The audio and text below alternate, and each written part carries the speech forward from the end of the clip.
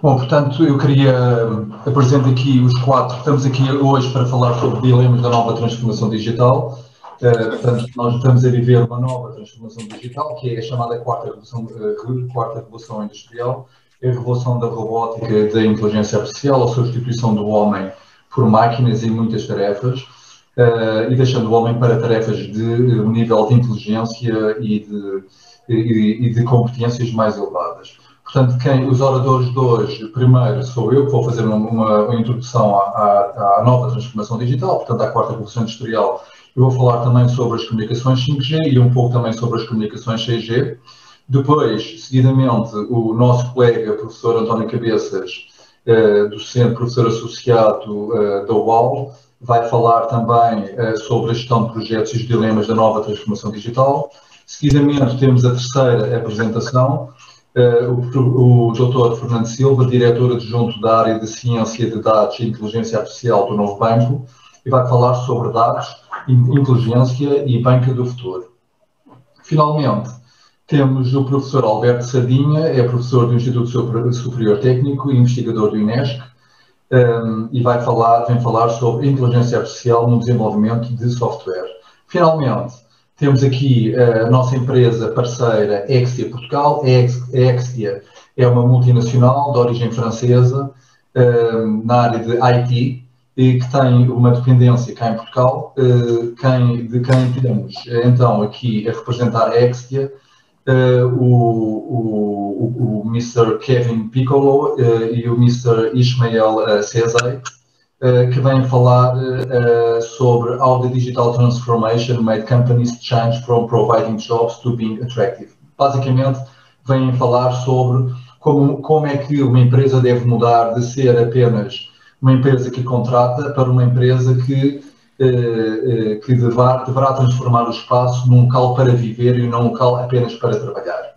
Portanto, eu queria agradecer também ao Departamento de Psicologia por se ter juntado a nós neste evento, e portanto temos aqui um fator de escala, uma economia de escala.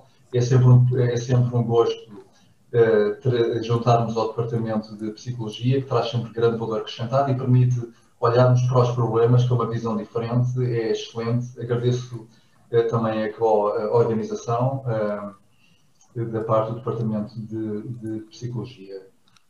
Cada palestrante, aquilo que eu pedia era que cada palestrante apresentasse sucintamente. Eu não vou fazer apresentações porque basicamente nós vamos ter, cada apresentação vai ser 15 minutos, uma coisa muito curtinha, muito rápida, que eu pedia aos vários palestrantes que cumprissem com o tempo.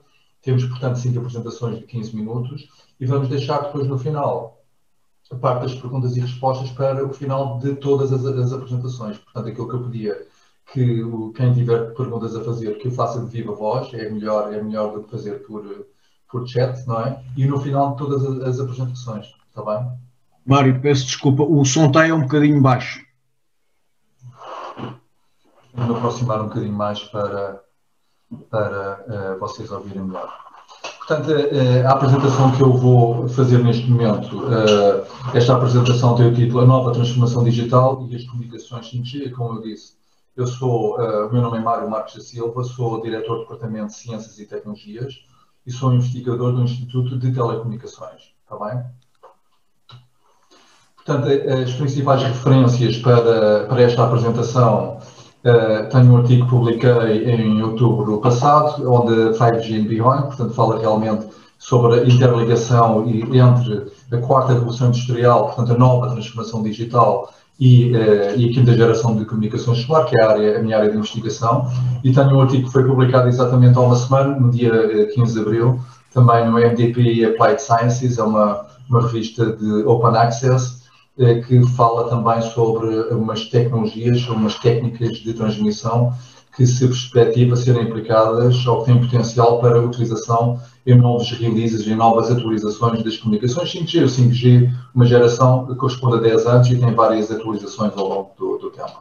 Eu vou começar por falar por transformação digital, a nova transformação digital, basicamente. Depois vou falar sobre as comunicações 5G e, muito abreviadamente, eu acabo falando das comunicações 6G que se prevêem para 2030. Então, assim, muito rapidamente, o que é a nova transformação digital? ou o que é a transformação digital? Nós temos vivido várias revoluções industriais.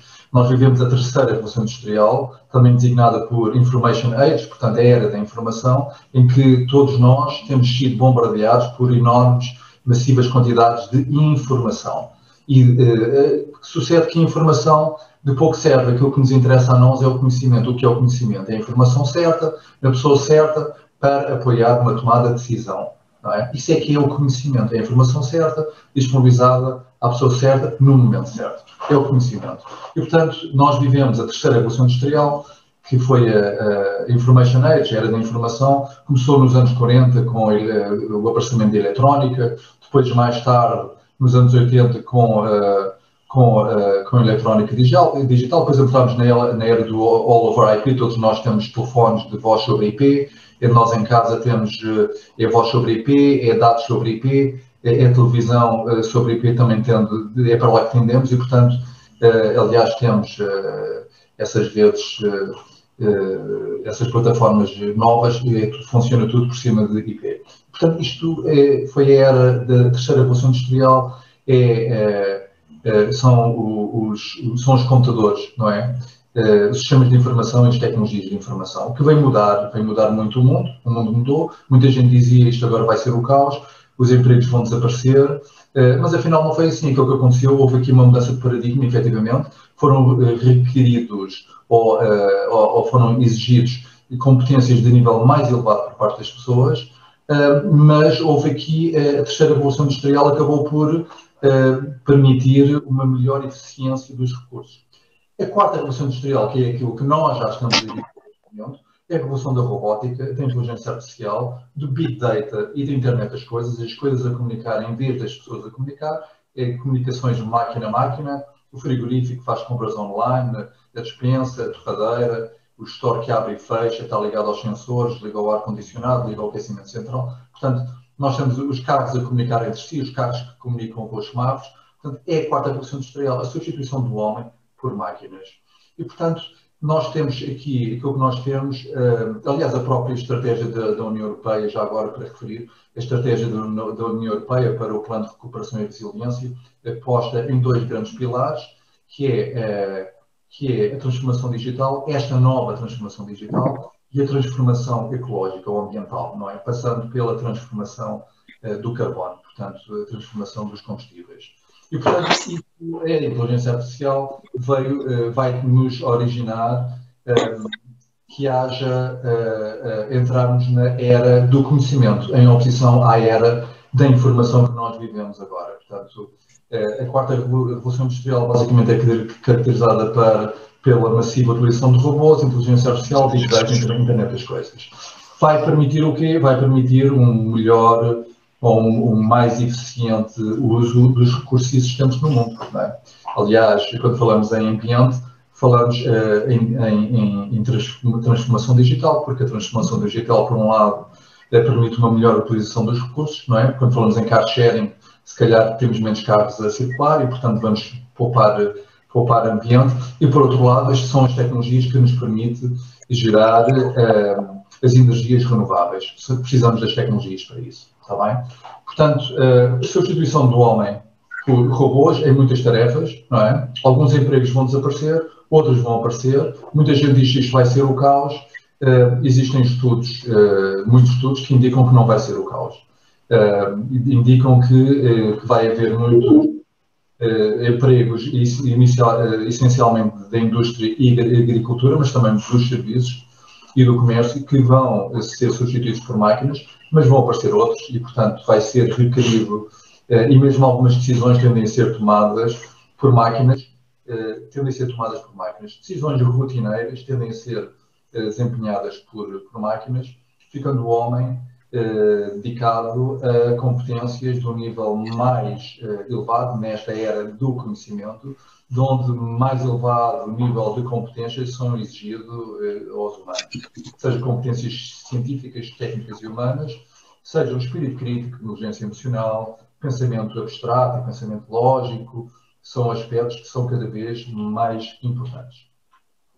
Basicamente, muito rapidamente, as comunicações 5G são disruptivas porque vão relativamente às outras gerações anteriores, porque vão permitir comunicação máquina-máquina. Por exemplo, quando falamos em veículos autónomos, vamos ter veículos a comunicar entre si. E as comunicações 5G representam ou trazem um contributo essencial para a implementação da quarta revolução industrial. Portanto, temos a quarta revolução industrial e as comunicações 5G são diferentes de todas as outras, porque não é só uma maior velocidade e uma menor latência, é também um paradigma diferente na medida em que as coisas vão comunicar. Falamos em internet das coisas, significa as coisas a comunicar utilizando o protocolo IP. Por isso é que é a internet das coisas. Não é a comunicação das coisas, mas é a internet das coisas. Cada coisa vai ter um endereço IP e as coisas vão comunicar com o protocolo TCP/IP. Está bem? Portanto, falamos em quarta revolução industrial, falamos em IoT, portanto, Internet of Things, falamos em 5G, velocidades muito mais elevadas, comunicação máquina a máquina em vez de comunicação pessoa a pessoa, falamos em Big Data e falamos em inteligência artificial e robótica. Basicamente, podemos olhar para um veículo autónomo, um robô. Um robô, o que é que faz? O robô tem inteligência artificial, tem que tomar decisões, mas movimenta-se. Basicamente, um veículo, o que é que faz? Faz a recolha da informação do ambiente que o rodeia, comunicando com os outros veículos e com os sensores que estão à volta, não é? Tem sensores para esse efeito, e, portanto, internet das coisas. Essa internet das coisas gera quantidades massivas de dados. Falamos em Big Data. Esse Big Data tem que gerar conhecimento. Como é que esse conhecimento é gerado? Não é pelo homem que vai olhar para esses dados, é pela inteligência artificial. Não é? É aí que se gera o conhecimento, a partir das enormes quantidades de dados. Gera-se inteligência artificial e essa inteligência artificial vai permitir que o robô, que neste caso é o veículo, não é? Que tem 4 rodas e um volante, evite colisões, chega ao destino, vá de um ponto A para um ponto B, evite colisões, vira à esquerda, vira à direita e toma a decisão de qual é a melhor rota. Quando falamos a Digital Transformation, a nova transformação digital, falamos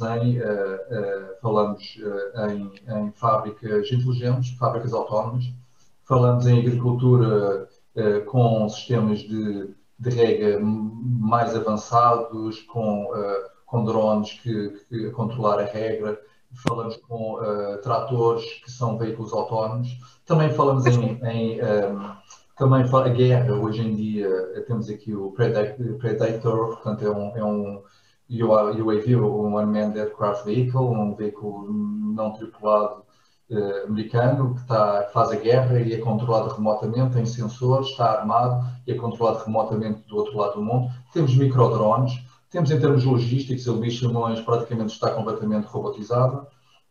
Temos a Luís Simões que recebe o futuro da logística, passa por caminhões que são veículos autónomos, que chegam a um centro logístico tipo Luís Simões. A Luís Simões, neste momento, internamente recebe caminhões com laranjas de um lado e de manteiga do outro, e depois vai carregar um caminhão que vai para o Pingo Doce da rua de Santa Marta, não há, mas vamos imaginar que há um Pingo Doce, e portanto esse carregamento é feito, tudo neste momento é completamente robotizado, são robôs que carregam, vão buscar às entradas e carregam um caminhão de saída para ir para um Pingo Doce, por exemplo. E, portanto, isso é feito de forma automatizada. Falamos também em smart houses, também casas inteligentes, como eu já disse, os stores que abrem e fecham, ar-condicionado, a torradeira, falamos do frigorífico que faz compras ou dispensa, vai fazer compras online, portanto isto tem um conjunto de vantagens, nomeadamente até para pessoas deficientes. Falamos em smart cities, portanto que controla toda a distribuição de água, eletricidade, telecomunicações, esgotos, tudo controlado através de internet das coisas e de inteligência artificial. Falamos também em aconselhamento médico e da área do direito, em que se pode saber que existe uma base de dados, existe uma aprendizagem, algoritmos de aprendizagem, que sabem quais são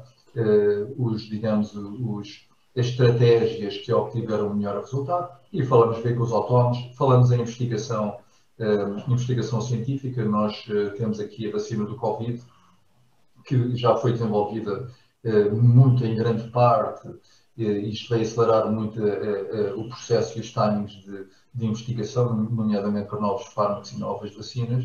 A inteligência artificial é determinante. Okay? Naturalmente que nem tudo é bom, temos depois alguns problemas. Falamos eu tenho um relógio que é um smartwatch, não é? E, portanto, ele está a medir as pulsações, sabe onde é que eu ando, eu estive a correr há bocado, sabe onde é que eu corri, quantas pulsações é que eu tive, etc. Sabe tudo sobre mim e manda isto tudo para a cloud. E falamos também, portanto, quando falamos em tecnologia, falamos em maior dependência de tecnologia, falamos em maiores vulnerabilidades também, não é?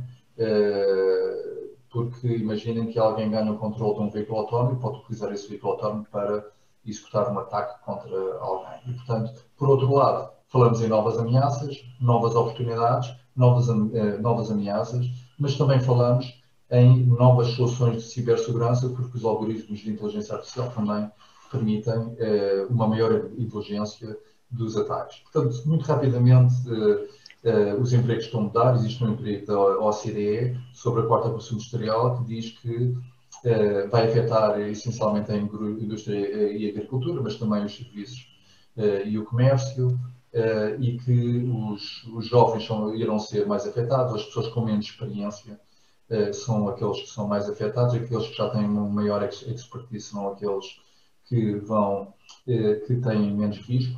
Por outro lado, existem áreas como a criação e manutenção, administração de tecnologias, inteligência criativa, manipulação organizacional ou inteligência social, são áreas que vão continuar a ter emprego e mais emprego ainda do que aquele que existia. E, finalmente, daquilo que diz este estudo da OCDE, nem todos os empregos vão desaparecer, alguns vão ser criados e espera-se que a empregabilidade vai continuar a aumentar. Só para dizer, a inteligência artificial, os dados é o petróleo do século XXI e os dados, o aumento dos dados, o aumento da capacidade de processamento são dois fatores que permitiram o desenvolvimento da inteligência artificial. A nova geração de inteligência artificial, muito rapidamente, leva em linha de conta não apenas uma tomada de decisão com base em entradas, mas também, digamos, a inteligência artificial versão 2 vai levar em linha de conta também aspectos como as consequências das decisões. Portanto, vai pensar se eu tomar esta decisão, qual é que será a consequência para as pessoas e, portanto, levando em linha de conta aspectos como altruísmo e empatia que foram determinantes na prosperidade dos humanos. As comunicações 5G, não temos muito tempo, mas basicamente nós temos aqui vários casos de uso. Temos aqui a tradicional comunicações celulares, que é o NS Mobile Broadband. Vamos ter comunicações mais rápidas, que as comunicações fazem-se através de uma estação de base, comunicações mais rápidas e com uma latência mais baixa, mas temos também aqui dois novos casos de uso, por exemplo, que se chama Massive Machine Type Communications, que apoia, por exemplo, bilhões de dispositivos que existem numa Smart City ou Smart Logistics e, portanto, permite a interligação de dispositivos que transmitem de forma muito esporádica e com potências muito baixas. Portanto, o 5G traz um valor acrescentado, portanto, desta forma para a quarta revolução industrial e diferencia-se de todas as gerações anteriores. Temos também depois um outro caso de uso que se chama Ultra Reliable Communications, que vai apoiar reliable, quer dizer, ultra fiável, com latency de muito baixo atraso. Permite, por exemplo, já fizeste há muito tempo. Não é. Permite colocar dois veículos a comunicar de forma muito rápida e onde não pode haver falhas, porque se houver falhas na comunicação, se não for fiável, não é? Por isso é que é ultra reliable, ultra fiável. Se a comunicação não for fiável, pode haver um acidente. Se houver atrasos, pode haver um acidente. A mesma coisa para cirurgias remotas, por exemplo. E, portanto, são três casos de uso. Nós temos aqui uma diferença entre a quarta geração de comunicações celulares e a quinta, para além destes novos casos de uso, que são específicos e que são disruptivos relativamente às outras gerações anteriores. Temos aqui vários releases, várias versões iniciais das comunicações 5G. Um é o release, o 3GPP Release 15, que implementa, que é baseado, a rede 5G é baseada na rede 4G, o modo não standalone. Depois temos uma release 16 que saiu em 2020, que já vai implementar os 2 casos de uso. Portanto, a Release 15 implementou apenas este caso de uso, este primeiro caso de uso, o Enhanced Mobile Broadband. O Release 16 vai implementar os outros 2 casos de uso que têm a ver realmente com Internet of Things, com máquinas a comunicar, e depois vamos ter um Release 17 que vai falar sobre desenvolvimentos de todos estes sistemas. Muito rapidamente, as comunicações 5G são disruptivas em termos de requisitos, em termos de funcionalidades, relativamente a todas as outras, vai dar um grande contributo para a 4ª Revolução Industrial e tem uma tecnologia que é também disruptiva relativamente às outras gerações anteriores, nomeadamente utilizar centenas ou milhares de antenas de transmissão e centenas ou milhares de antenas de recepção, e portanto temos centenas ou milhares de fluxos paralelos de dados a fluir entre cada antena de transmissão e cada antena de recepção. São antenas milimétricas, porque vamos utilizar frequências também muito mais elevadas, da ordem, são as chamadas millimeter waves, frequências, tradicionalmente as comunicações celulares utilizam frequências de ordens dos 3 GHz. Vamos utilizar, além dos 3, vamos utilizar as chamadas millimeter waves, frequências da ordem dos 70, 80, 100 GHz, onde os comprimentos estão da sonda dos milímetros e permitem suportar velocidades, ritmos de transmissão muito mais elevados e dimensões de antenas muito mais pequenas. Finalmente, para terminar, as comunicações 6G, nós temos em cada 10 anos temos uma geração. A primeira geração começou em 1980, no ano 5G aparece em 2020 e já estamos a falar no 6G para 2030. Os 5G vem implementar os requisitos iniciais da 4ª Revolução Industrial, vai ter interim vários upgrades até 2030. O 6G vai pretender implementar os novos requisitos, ou seja, aqueles outros requisitos mais avançados da 4ª Revolução Industrial, por exemplo, serviços holográficos, veículos autónomos mais avançados, realidade aumentada, realidade estendida, por aí fora. E, portanto, em termos de técnicas de transmissão que se perspectivam para o 6G, são frequências também muito mais elevadas, não apenas ondas milimétricas, mas eventualmente ondas as chamadas terahertz bands, portanto, frequências ainda acima entre os 100 GHz e os 10 terahertz, bem como comunicações do espectro visível e débitos binários muito mais elevados e com uma latência mais baixa. Este é um special issue que está aberto. Eu sou invited editor desta revista, deste special issue da revista Applied Sciences. Quem estiver interessado, trata-se de comunicações 5G. E tenho aqui, aproveito para fazer um bocadinho de publicidade sobre os livros que publiquei na área das comunicações wireless e queria agradecer a vossa atenção e paciência. Obrigado. Portanto, passávamos agora de imediato para a segunda, portanto, vamos deixar as questões para o final. Eu passava já para o professor António Cabeças, que é professor associado da Universidade Autónoma de Lisboa e vem falar sobre a gestão de projetos e os dilemas da nova transformação digital. António, the floor is yours. Obrigado. Vamos então avançar. Não sei se estão a ver o primeiro slide com o título. Sim. E o som está bom também? O som está ótimo. Também, está ok. Então, vamos avançar então. Vou-vos falar aqui sobre a gestão de projetos e os dilemas da nova transformação digital. Portanto, aqui nesta apresentação temos um pouco das duas situações, enfim, conciliadas ou misturadas, como quiserem. A evolução da tecnologia, como todos sabem, é muito mais intensa na história recente do homem. Controlar o fogo, enfim, pelos primeiros hominídeos foi há cerca de 1 milhão de anos, pelo menos há evidências do controle generalizado do fogo pelo homem, enfim, o homem moderno, há aproximadamente 125 mil anos, portanto há muito tempo. E há evidências de veículos com rodas que datam do 4º milénio antes de Cristo. Depois há um espaço de tempo enorme, até chegarmos ao século XV, em que aparece a impressão tipográfica, que teve um impacto grande na sociedade em geral. No século XVI aparece o microscópio e o termómetro. No século XVII o telescópio é inventado. No século XVIII a máquina de escrever, o balão de ar quente, a máquina a vapor que impulsionou a primeira revolução industrial e a bicicleta. A primeira revolução industrial apareceu em 1760. No século XIX, já em plena Revolução Industrial aparece o comboio a vapor, a fotografia, a lâmpada, o automóvel, o telefone. No século XX aparece a terceira Revolução Industrial em 1960, com o aparecimento do computador e do telemóvel. Enfim, depois o computador, mais tarde, começou-se a generalizar através da microcomputação e o uso do telemóvel, que hoje todos temos um telemóvel, acho que já não há ninguém que não tenha telemóvel. E aparece a quarta Revolução Industrial em 1990 e é essa que está em curso. E num processo de evolução, muitas vezes há que dar um passo atrás para dar dois à frente. Reparem, o exemplo do evento do avião. O homem sempre sonhou em voar. Se tivesse desistido aos primeiros acidentes que ocorreram, das primeiras experiências de voo, certamente hoje não haveria aviões. Portanto, às vezes é importante haver alguma persistência, aprender também com os erros e corrigi-los para poder evoluir e avançar. Portanto, o homem nunca perdeu o sonho de conseguir voar e hoje voa-se, e, portanto, com um nível de risco bastante razoável face àquilo que era expectável há muito poucos anos atrás.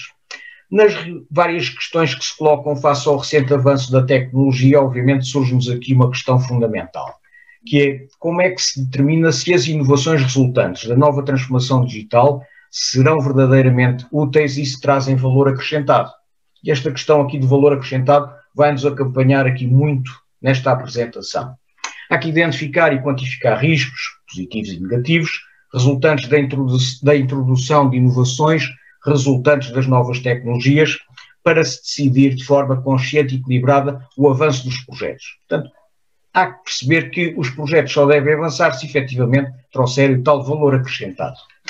Há novas tecnologias a aparecer, como os robôs com inteligência artificial, que estão a ser aperfeiçoados, mas infelizmente nem sempre tudo corre bem. Este é um exemplo prático. O Fábio, um simpático computador fabricado por uma empresa japonesa chamada SoftBanks Robotics, foi contratado por um supermercado na Escócia para ajudar os clientes a encontrar os produtos nas prateleiras, para ser simpático e inclusivamente poder ter algum nível de conversa e até dar alguns abraços cumprimentando efusivamente os clientes. Qual foi o resultado disto? O Fábio foi o primeiro robô da história a ser despedido. É que as pessoas não gostaram muito dos abraços, acharam a voz do robô um bocadinho irritante e, obviamente, isto tem que ser um processo de evolução, porque este robô Fábio, obviamente, continua a ser fabricado e tem vindo, a empresa produtora tem vindo a melhorá-lo no sentido de ele se tornar mais atrativo ou mais apelativo para o humano. Portanto, este foi o primeiro robô a ser despedido na história. Os projetos, como sabem, é o que impulsiona as empresas e a economia em geral, porque os projetos são o que nos permite inovar e são, obviamente, agentes de mudança. Só para ter aqui um dado concreto, cerca de 40% do PIB mundial é gerado por projetos bem-sucedidos. Mas atenção, a inovação é fundamental. Muitas empresas desapareceram ao longo do tempo porque não inovaram e não evoluíram. Veja-se o caso da Kodak.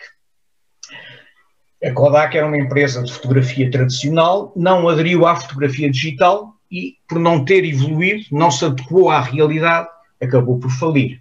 Da lista original das 500 melhores empresas da revista Fortune em 1955, por incrível que pareça, hoje apenas cerca de 70% das empresas, dessas 500 empresas, permanecem ativas. Portanto, 70 de 500 grandes empresas permanecem hoje ativas. E, relacionado com este tema, surge um conceito que é um conceito, enfim, moderno, de digital darwinismo, que é assente na famosa frase Charles Darwin: não são as espécies mais fortes que sobrevivem, nem as mais inteligentes, mas aquelas que melhor respondem à mudança. Portanto, as empresas têm que ter projetos, porque os projetos são, como eu referi há pouco, os agentes da mudança. E um projeto o que é? Um projeto, por definição, do PMBOK, que é o Project Management Book of Knowledge, Body of Knowledge, aliás, é um empreendimento temporário com o objetivo de criar um produto ou serviço único.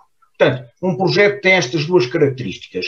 É feito num determinado período de tempo, pré-determinado, e tem o objetivo de criar algo que é único ou novo.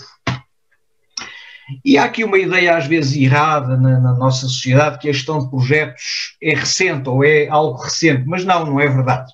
A gestão de projetos existe desde que o homem começou a construir de uma forma organizada E existem evidências de preocupações com prazos, custos e qualidade em construções nas civilizações antigas e em todos os continentes. Veja-se, por exemplo, o caso das estradas romanas. As pontes romanas tinham que ter um determinado nível de qualidade, porque não era pressuposto que as pontes viessem a cair ao fim de algum tempo. Ainda algumas, como todos sabem, existem nos dias de hoje, portanto, tal a qualidade com que foram construídas. A muralha da China, as estátuas da Ilha da Páscoa, as pirâmides do Egito, etc. Imensas construções que sabemos hoje existiam efetivamente preocupações, ou que os seus promotores desses mesmos projetos teriam preocupações com prazos, custos e qualidade. Frederick Taylor, do século XIX, inovou no sentido de aplicar o raciocínio científico ao trabalho. E ele conseguiu demonstrar que a mão de obra pode ser analisada e aperfeiçoada. Aumentou a produtividade, a nível industrial, obviamente estamos a falar aqui ao nível já da segunda Revolução Industrial, aumentou a produtividade através da organização dos processos de trabalho e também através da formação profissional. Isto parece estranho, mas na realidade, no século XIX, este aspecto da formação profissional começou a ser levado de facto a sério a partir, enfim, destes estudos e das propostas do Frederick Taylor nas empresas industriais. Harry Gantt, que trabalhou com o Frederick Taylor, desenvolveu técnicas de planeamento e de controle, utilizando aquilo que todos hoje conhecemos como gráficos de Gantt. E é consensual considerar que é na década de 50 do século XX que se inicia a era moderna da gestão de projetos com o PERT-CPM. Depois, em 67, aparece o International Project Management Association na Europa, um organismo preocupado com questões ligadas à gestão de projetos e à otimização de processos, no sentido de os projetos poderem ter maior sucesso. Aparece 2 anos depois nos Estados Unidos o Project Management Institute, também com a mesma preocupação, que em 1981 emite um documento que é importantíssimo na área da gestão de projetos, que é o A Guide to the Project Management Body of Knowledge, conhecido por PMBOK, que eu referi há pouco quando dei aquela definição do que é um projeto. Depois aparece em 2007, já muito recentemente, o PM Square, que é o Open Project Management Methodology da União Europeia, aplicável a projetos da União Europeia. Em 2012 é criada a primeira norma internacional ISO 21500 e em 2020 foi substituída pela nova ISO 21502. Portanto, do ponto de vista organizativo, na componente mais documental, obviamente, a gestão de projetos é algo muito recente. Mas já existia, como vimos no passado, nas antigas civilizações em todo o mundo. O PMI, Project Management Institute, em 2018, fez um estudo onde, em que concluiu que, apesar da evolução verificada nesta área, cerca de 50% dos projetos falham essencialmente por problemas de comunicação, planeamentos deficientes ou inexistentes e definição de prazos irrealistas. Portanto, os problemas de comunicação, planeamentos deficientes e prazos irrealistas contribuem para que 50% dos projetos falhem. E também é muito importante referir esta frase que é muito conhecida, que é: um objetivo sem um plano é apenas um desejo. Portanto, é muito importante termos um plano, fazermos planeamento para conseguir concretizar um determinado objetivo.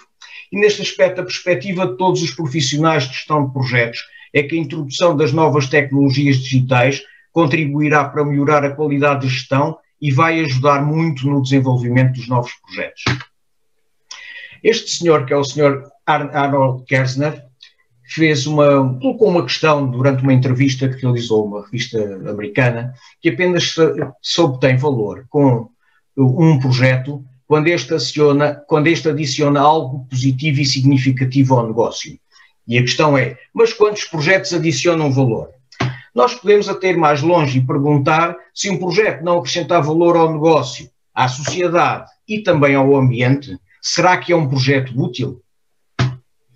O GPM Global, Green Project Management Global, considera que estamos a evoluir do modelo tradicional chamado Triple Constraint.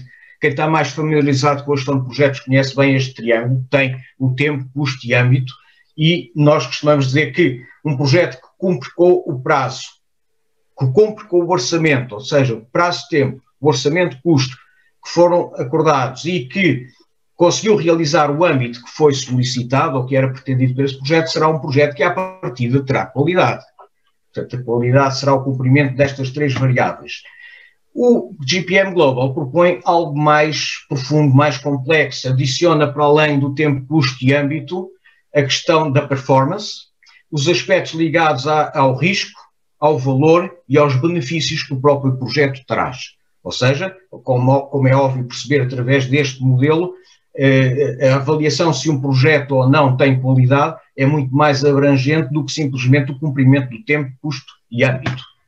Também consideram, neste caso o GPM Global, o aparecimento das questões sociais, das questões económicas, das questões ligadas aos processos e produtos e também ao ambiente. Reparem, os aspectos sociais obviamente estão relacionados a pessoas, a questão do ambiente tem a ver com uma preocupação com o planeta e a questão da economia na lógica daquilo que nós todos pretendemos que é a prosperidade.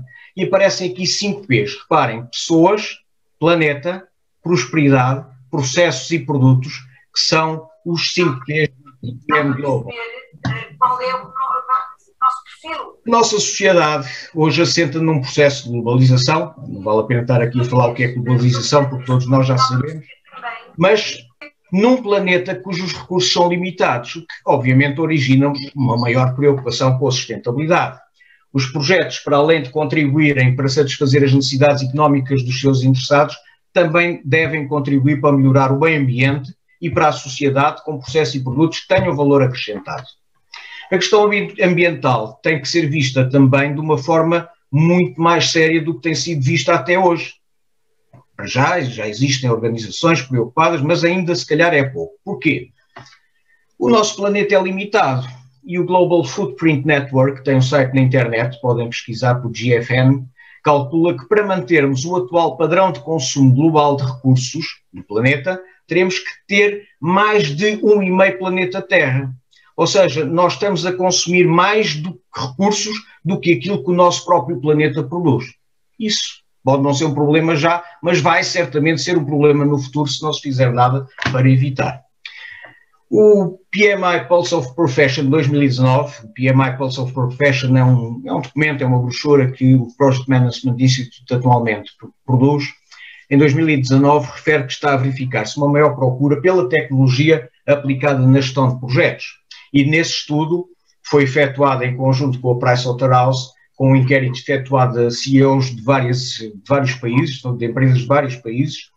85% dos inquiridos consideram que a inteligência artificial irá mudar significativamente a forma de fazer negócios nos próximos 5 anos e salienta a importância da utilização das novas tecnologias digitais nos novos projetos. Como é óbvio, as pessoas e as empresas procuram aquilo que se chama de sustentabilidade digital, que é a capacidade de se adaptarem ao turbilhão constante de mudanças que são provocadas pelos avanços da tecnologia. Para alcançar a verdadeira sustentabilidade digital no novo futuro do trabalho, as organizações vão precisar de equipas prontas para tudo, que conheçam a sua tecnologia, mas também que conheçam a gestão de projetos. No mundo constantemente alterado pela tecnologia, a utilização adequada das novas tecnologias digitais será fundamental para garantir o sucesso dos projetos. E demonstrou-se nesse estudo que as empresas inovadoras que dão prioridade às capacidades e conhecimentos digitais terão mais sucesso nos seus projetos. O Sr. Klaus Schwab, que é o presidente do Fórum Económico Mundial, World Economic Forum, considera que na quarta revolução industrial, e ele é o pai desta ideia da quarta revolução industrial, pelo menos é reconhecido como tal, ele diz que as mudanças são tão profundas que na perspectiva da história da humanidade nunca houve um momento tão potencialmente promissor ou perigoso.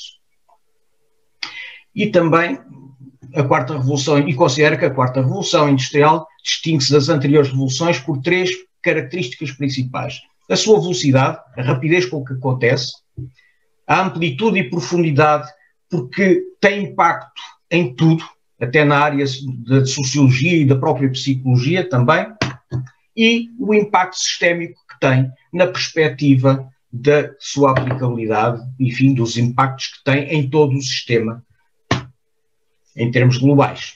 Vivemos então uma nova realidade com uma mudança sistemática e profunda. E temos aqui exemplos recentes de empresas que ajudam a ilustrar este facto. Vejam bem, a Uber é a maior empresa de táxis do mundo e não possui sequer um único veículo. O Facebook é proprietário de média e não cria nenhum conteúdo. O Alibaba, site de vendas mais valioso, trabalha sem stocks, não tem stocks. O Airbnb é o site de oferta de hospedagem talvez mais conhecido, não é proprietário de qualquer imóvel. Portanto, são bons exemplos para ilustrar esta nova realidade. E também a utilização das novas tecnologias no teletrabalho já permite que um número significativo de colaboradores na área dos serviços possa trabalhar em casa, também permite a formação à distância. Por exemplo, nós estamos agora aqui com uma ferramenta de comunicação digital a conseguir fazer uma conferência para todos. E, como exemplo, afim para ilustrar esta questão, nesta era Covid-19, 63% das empresas com equipas em teletrabalho, com a redução dos tempos de viagem, dos horários mais flexíveis e também da adoção de ferramentas colaborativas digitais, alcançaram ganhos de produtividade durante o terceiro trimestre de 2020. Isto é um estudo feito pela Capgemini Research Institute, portanto não é um estudo que não tenha credibilidade. No futuro, as empresas devem encontrar um equilíbrio entre o trabalho remoto e presencial, eliminando alguns riscos negativos que estão inerentes a esta forma de trabalho. Alguns dos riscos negativos estão associados ao aspecto psicológico, mas isso é uma questão que, no fim, poderemos falar um pouco sobre ela, se assim entenderem. Hoje, um gestor de projetos já consegue gerir projetos à distância, porque utiliza ferramentas de apoio à gestão de projetos e também sistemas de videoconferência, enfim, que são uma ajuda preciosa nesta área.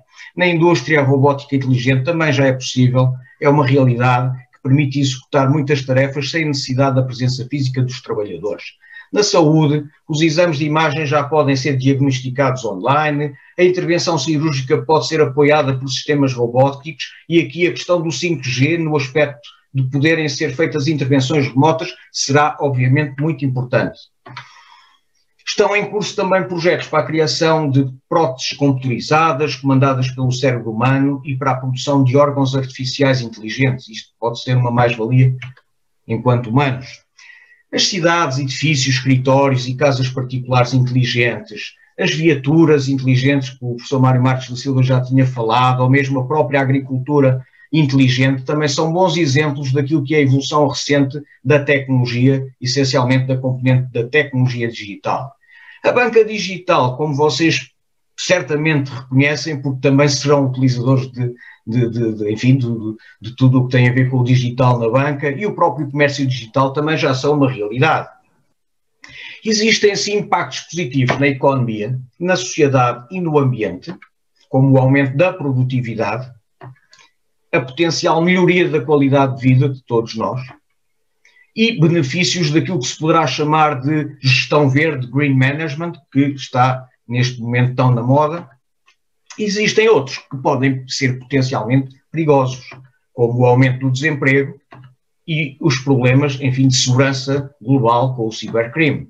No que respeita à preocupação com o aumento de desemprego, obviamente, e já foi referido aqui pelo professor Mário Marques da Silva, existirão novas oportunidades de trabalho associadas à nova tecnologia. E de acordo com um estudo recente da OIT, surgirão entre 120 a 150 novas atividades profissionais nos próximos 50 anos, muitas delas geradas pela própria tecnologia. Portanto, estamos a ver entre 120 a 150 novas atividades profissionais. No que respeita ao cibercrime, ele está claramente a crescer e não tem fronteiras. Hoje existe, obviamente, por esse facto, uma grande consciência da importância de fortalecer o seu combate. O presidente da Microsoft, Brad Smith, afirmou na Web Summit 2017, portanto já vai quase para 4 anos, que a cibersegurança tem que ser uma das grandes causas do nosso tempo. Também os métodos utilizados na gestão de projetos tendem a evoluir com a utilização da inteligência artificial, levando a que as ferramentas utilizadas para a partilha de informação, planeamento e controle sejam mais inteligentes e mais sofisticadas. Por definição do Sr. Martin Ford, em 2015, a inteligência artificial é substituição da tomada de decisão humana, imitando o processo de pensamento humano e permitindo que a máquina aprenda como um ser humano. Eu não sei se me estão a ouvir bem. Sim. Sim. Pronto, este senhor Ford não é o Ford da produção dos automóveis Ford, é um indivíduo estudioso recente desta área da inteligência artificial. E num estudo recente efetuado pelo IPMA e pela PricewaterhouseCoopers sobre a utilização de inteligência artificial, é afirmado que os gestores de projeto não serão substituídos pela inteligência artificial, eles vão ter mais tempo para executar outras tarefas. E há planos das empresas em geral para implementarem inteligência artificial a curto prazo com 3 soluções principais: ferramentas de análise preditiva, assistentes digitais, chamados chatbots, e robótica para automação de processos. E a aplicação de inteligência artificial vai necessitar de talentos que ainda são escassos. As capacidades de TI não serão suficientes e serão necessárias capacidades complementares, como pensamento analítico, pensamento criativo e pensamento estratégico, juntamente com capacidades de resolução de problemas e capacidade de aprendizagem. E as 3 principais funções identificadas como necessárias para este presente e futuro são analistas de negócios para interpretar os resultados obtidos com a inteligência artificial, técnicos de desenvolvimento de software de inteligência artificial e os especialistas de data science. Portanto, as novas tecnologias são importantes para o desenvolvimento de novos projetos e no apoio à gestão de projetos. A inteligência artificial na ajuda à tomada de decisão e no desenvolvimento. As ferramentas colaborativas digitais facilitam o trabalho em equipa. O Big Data permite armazenar grandes volumes de dados e com a utilização de Data Science é possível explorar e interpretar cientificamente os dados. O 5G permite a comunicação em tempo real. A computação quântica garantirá uma maior capacidade de processamento e outras tecnologias que certamente surgirão. A evolução é rápida. Os gestores de projeto podem gerir melhor utilizando as tecnologias disponíveis, destacando as ferramentas de apoio à gestão de projetos. O Microsoft Project continua a ser a ferramenta mais utilizada no apoio à gestão de projetos, mas nos últimos anos têm aparecido outras ferramentas com forte orientação à partilha de informação. Uma sociedade de informação é fundamental, salientando as mais conhecidas que são o Jira, que funciona em conjunto com o Confluence, e o Trello. Mas existem muitas outras, eu pus aqui uma série delas, todos os dias quase aparecem novas, a evolução está de facto a acontecer muito rápido e certamente outras novas ferramentas vão aparecer. O Project Management Institute em 2020 refere, e eu penso que isto é importante aqui referir também neste contexto, que os gestores de projetos das organizações com visão de futuro podem promover um impacto social positivo através de descobrir uma vantagem competitiva, no sentido de gerar impacto social positivo, no sentido de melhorar as comunidades em que vivemos e pode ajudar as empresas a impulsionar os seus resultados e a reter os melhores talentos, tornar o impacto social uma prioridade estratégica, no sentido de planear o apoio das partes interessadas dentro e fora das organizações e enraizando o impacto social positivo naquilo que podemos dizer de DNA das empresas, medir a influência no sentido de medir o impacto social positivo para garantir que as iniciativas entregam o valor pretendido e também se deverá prever e mitigar qualquer impacto social negativo. Concluindo, estamos a atravessar uma fase de grande transformação em tudo o que se relaciona com a tecnologia digital.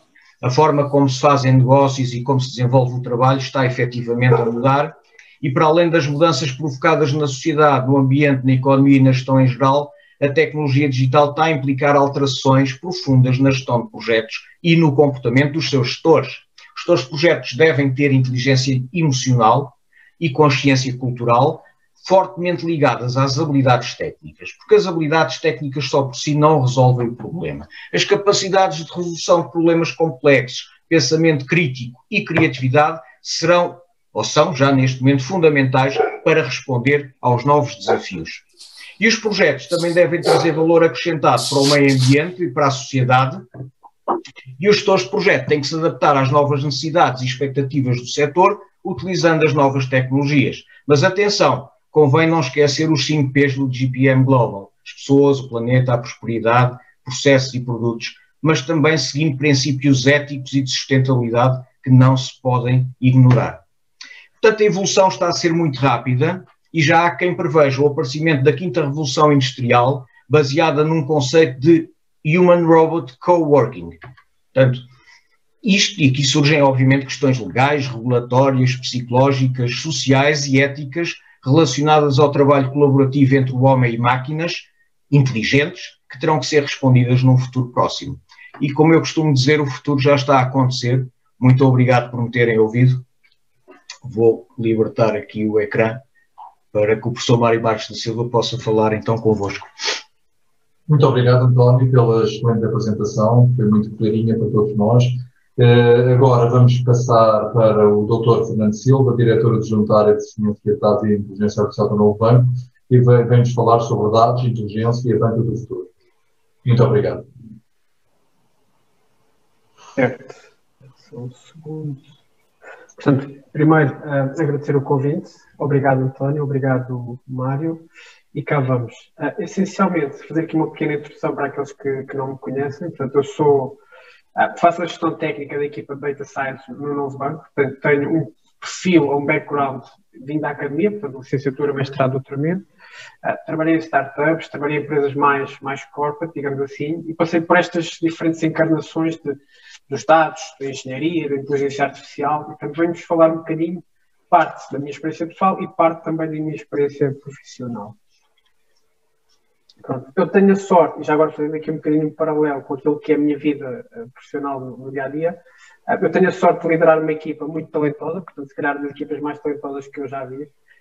O Novo Banco não é só o que aparece nas notícias, é também as pessoas boas que lá trabalham. E neste momento há um bocadinho aquela ideia de que os bancos normalmente são entidades velhas, com tecnologia velha, tecnologia ultrapassada. Aqui é radicalmente o oposto. Portanto, nós somos um bocadinho quase uma startup dentro de uma organização mais antiga e temos tecnologia literalmente de 2021. Portanto, para dizer que temos pessoas muito boas, com tecnologia muito boa, e para quem for mais curioso do ponto de vista tecnológico, estamos à distância de um e-mail ou de um telefonema. Entrando aqui já um pouco mais no tema, que é essencialmente dados, inteligência e a disrupção digital, e dando um mote, que é, nós olhamos muitas vezes para a sociedade e temos tipicamente dois conceitos que são usados de forma muito parecida, que é a inovação e a disrupção. Eu olho pessoalmente para a inovação como pegar, por exemplo, num processo que já existe e melhorar um pouco. Ou seja, eu tenho um processo, torno-o mais eficiente ou passo a fazê-lo de uma forma diferente e com isso ajustei o processo na prática. Mas há depois o termo de disrupção, que é eu pegar num processo que já existe, pegar na forma como ele é feito e mudar isto radicalmente. E mudar de forma tão radical que a forma como se fazia antigamente torna-se obsoleta. Podem usar um exemplo muito prático, da forma como nós construímos casas hoje em dia, se olharmos 100, 200, 300 anos para trás, não tem nada a ver do ponto de vista da engenharia. E, portanto, se tivéssemos de fazer essa comparação, a forma como nós construímos casas hoje em dia é muito disruptiva em relação à forma como se fazia, por exemplo, há 100 anos. Pronto. Dando alguns exemplos mais práticos daquilo que é a disrupção digital hoje em dia. 2 ou 3 exemplos muito rápidos, também para se perceber o conceito. Há um jogo de tabuleiro, não sei se já ouviram falar, que se chama Go, que na prática é um jogo muito difícil e que se especulava que nenhuma máquina ou nenhuma inteligência artificial ia conseguir derrotar o humano. Pois bem, a Google, como parte, que é uma empresa chamada DeepMind, desenvolveu um sistema chamado AlphaGo, que na prática derrotou em 2016 o melhor jogador humano de Go.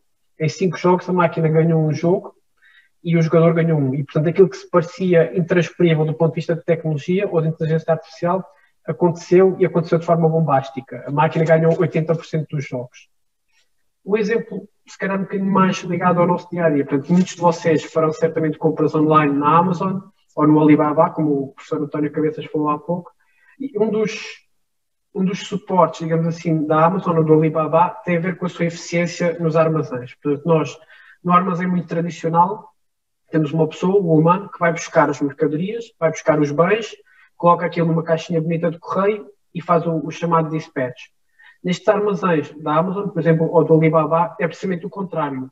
Há um conjunto de robôs que, na prática, podem transportar até 500 quilos, por exemplo, que vai buscar a mercadoria atrás ao humano e o humano está numa estação de trabalho, num posto de trabalho, sentado e apenas pega na mercadoria, põe numa caixa, etiqueta e lá vai ela. Portanto, inverte-se aqui um bocadinho o paradigma daquilo que era o trabalho de um robô antes e do trabalho de um humano antes e inverte-se aqui a função quase de forma a ganhar muita eficiência do ponto de vista de operação. Portanto, é um exemplo muito claro de uma disrupção que nós temos em 2020 ou em 2021 neste caso, e que se origina daquilo que é a mistura de dados, inteligência e o saber usar bem esses dados e essa inteligência. Um exemplo um bocadinho diferente, que é o sistema de inteligência artificial, que tem sido usado em diferentes países, É um bocadinho experimental, mas na prática o que este sistema faz é, através de técnicas de inteligência artificial, algumas mais de pattern mining, tenta olhar para registros médicos eletrónicos e prever que doenças é que a pessoa vai ter no futuro. Portanto, desde prever doenças normais, como uma gripe ou uma constipação, porque viu registros recentes, até prever doenças mais difíceis, de alguma forma, como, por exemplo, a esquizofrenia. Fala-se um bocadinho nisso. É verdade que é duvidoso, porque não há sintomas claros da esquizofrenia, mas para dizer que o sistema tem tido algum sucesso em prever potenciais futuras doenças. Entrando aqui um bocadinho naquilo que é a banca e mais da nossa vida na sociedade para a banca em si, nós conseguimos transportar aquilo que é a disrupção digital para uma temática que se chama Data Science. E na prática, Data Science consiste em eu conseguir usar os meus dados, como o nome indica, de uma forma científica, mas não de uma forma científica sem propósito, de uma forma científica para ajudar ou o meu negócio ou os meus clientes. Fazendo um bocadinho um paralelo entre a banca e uma seguradora. Portanto, muitos de vocês terão o seguro do carro e os dados nas seguradoras são tipicamente dados de baixa frequência. Isto quer dizer que eu só vejo o meu cliente, por exemplo, quando ele das duas uma, ou paga o prémio do seguro, por exemplo, todos os anos paga o seguro do carro, ou quando tem algum sinistro, tem um acidente e precisa de me ligar. Na banca é precisamente o contrário, ou seja, eu vejo o meu cliente com muita regularidade, tenho dados de alta frequência, ou seja, vocês pagam a Vodafone lá de casa e o banco vê essa transação. Vocês carregam o vosso telemóvel, o banco vê essa transação. Vocês fazem uma transferência por MBWay para alguém, o banco vê essa transação. Pagam um jantar fora, o banco vê essa transação. E, portanto, tudo o que é a vossa vida na prática, o vosso consumo, o banco vê. De que forma é que os bancos usam tipicamente esta informação? Não só necessariamente o novo banco, mas os bancos no geral. Há aqui um conjunto de casos de uso que são mais ou menos normais. Um é do ponto de vista de vendas, quer dizer, eu perceber do que é que o meu cliente gosta para lhe poder vender alguma coisa. Por exemplo, se eu perceber que o meu cliente gosta muito de ir a restaurantes, se tiver alguma oferta relacionada com restaurantes, posso te oferecer um desconto, por exemplo. Do ponto de vista de banca, posso perceber se o meu cliente está sempre, por exemplo, com dificuldades financeiras, posso-lhe oferecer um crédito. Posso ir, se o meu cliente me faz um pedido, por exemplo, para um cartão de crédito e eu conhecer bem o suficiente, posso ter esse processo de forma muito automática, ou seja, eu peço agora um cartão de crédito, daqui a 5 minutos o cliente já o tem. Posso usar essa informação para automatizar processos internos, por exemplo. Posso, numa vertente mais regulamentar, usar essa informação para perceber quase o fluxo do dinheiro, ou seja, perceber se alguém potencialmente a fazer lavagem de dinheiro ou tentar fugir aos impostos, por exemplo, são tudo exemplos de casos de uso ou projetos que os bancos conseguem fazer e que fazem hoje em dia. Um exemplo assim um bocadinho mais detalhado e que se calhar vos diz um pouco mais é usar esta informação para o bem. Para o bem no sentido de ajudar, por exemplo, o Estado ou o setor público em alguma atividade. Algo que se passou em Espanha há alguns anos foi uma parceria com o Estado espanhol, com o governo espanhol, para ajudar a perceber qual o poder de compra e qual o perfil de consumo das pessoas em diferentes zonas do país. Ou seja, o Estado estava interessado em catalogar as diferentes cidades, em perceber quanto é que as pessoas gastam, por exemplo, quanto é que as pessoas recebem tipicamente também, e portanto fez uma parceria no sentido de catalogar o perfil de consumo em cada uma destas cidades. Um exemplo um bocadinho diferente e que tem a ver precisamente com lavagem de dinheiro, o típico anti-money laundering, tem a ver com usar técnicas de inteligência artificial, neste caso grafos convolucionais, para perceber o fluxo do dinheiro. Ou seja, eu vejo se eu, Fernando, faço uma transferência para alguém, depois alguém nesse banco onde o dinheiro foi recebido, transfere para outro banco, ou para outro, ou para outro, ou para outro, isto gera uma cadeia, um grafo, ou seja, aqui o fluxo do dinheiro é ir para a entidade A, B, C, D, E, F, por aí adiante. E, portanto, há formas de seguir o rastro do dinheiro para tentar prever, ou para tentar perceber, está, por exemplo, a haver uma fuga aos impostos, agora estamos na altura de pagamento do IRS, nem de propósito, se está a haver, por exemplo, algum tipo de lavagem de dinheiro em algum negócio, podemos também perceber relações entre empresas, ou seja, eu posso perceber que um hotel de média dimensão, por exemplo, tem uma relação com uma lavandaria, que essa lavandaria, por sua vez, tem uma relação com uma empresa de detergentes, porque precisa de comprar detergentes, e tudo isto que são os grafos financeiros, os bancos conseguem ver, tipicamente, ou conseguem ter técnicas de inteligência artificial para estimar, de alguma forma, se isto acontece ou não. Isto leva-nos um bocadinho àquilo que, mais do que é o normal, e acho que é a parte mais interessante da minha conversa, pelo menos, é mais do que aquilo que é o normal e que os bancos já fazem hoje em dia, em 2021, que é que os bancos poderão fazer no futuro. Ou seja, e acho que aqui, e tem-se falado muito nisto, a Comissão Europeia precisamente também tem falado muito nisto, especialmente do ponto de vista da inteligência artificial, e é olhar para os indivíduos mais do que olhar para números, ou seja, olhar para cada um de nós, perceber o que é que nós somos enquanto pessoas individuais e como é que o nosso banco nos pode ajudar. Desse ponto de vista, vou mostrar aqui dois casos de uso do novo banco, muito rapidamente, e um deles tem a ver precisamente com o impacto da pandemia. Ou seja, uma das coisas que nós fizemos recentemente, desde que começou a pandemia, na verdade, foi tentar perceber a situação das nossas pessoas ou dos nossos clientes. Que eu percebo que uma pessoa como nós trabalha num certo sítio, essa empresa pode começar a passar por dificuldades financeiras, pode ter quebras de rendimento, pode começar a despedir pessoas e é preciso ajudar as pessoas que, por exemplo, vão ser despedidas ou que vão perdendo parte do seu salário. Portanto, o que nós fizemos foi usar estas técnicas de inteligência artificial para conseguir inferir ou prever os cash buffers. Os cash buffers, conceptualmente, são eu olhar para o Mário, para o António, para o Fernando e dizer, tipicamente, gastam nestas categorias, ou seja, gastam em supermercado, gastam no colégio dos filhos, gastam na eletricidade e na água lá para casa. Se deixarem de ter dinheiro ou se tiverem uma perda de rendimento, quanto tempo é que se aguentam e onde é que o banco deve intervir? Ou seja, olhando para mim, por exemplo, se eu perdesse agora o meu emprego, teria um cash buffer de dizer, ok, eu sei receber salário, eu aguento um mês, 2 meses, 3 meses. Portanto, o banco ter essa informação para perceber como é que pode ajudar as pessoas e em que momento é que deve ajudar as pessoas. Isto do ponto de vista individual. E que é uma informação muito valiosa. Um exemplo um bocadinho diferente, e que tem a ver com uma aplicação móvel que nós lançámos recentemente, que é a NB Smarter, e que toca num tema muito giro, que é a hiperpersonalização. E que na prática, vocês olham, por exemplo, para 90% das aplicações que vocês usam no telemóvel, e são sempre iguais. Entram na aplicação, um MBWay é sempre um MBWay. Mas quando vão, por exemplo, ao Netflix, vêm algumas diferenças. Não é? O Netflix, ou mesmo o HBO, faz recomendações de coisas que vocês podem gostar. E, portanto, e aí se chama-se hiperpersonalização, que é eu, de cada vez que vou ao Netflix, ele olha para aquilo que acha que eu gosto, com base naquilo que eu vi no passado, e tenta recomendar-me coisas novas. A nova aplicação do novo banco, que é a NB Smarter, segue muito esta ideia, ou seja, olha para aquilo que as pessoas usam, por exemplo, uma pessoa que usa muito cartões de crédito, ou que faça muitas transferências, ou que faça muitos pagamentos, tem um perfil de utilização diferente daquelas pessoas que nunca fazem isso. E, portanto, a aplicação infere de forma automática aquilo que as pessoas usam para poder fazer recomendações muito úteis no futuro e para também se poder adaptar às opções que a pessoa pode tipicamente usar ou que poderá tipicamente usar.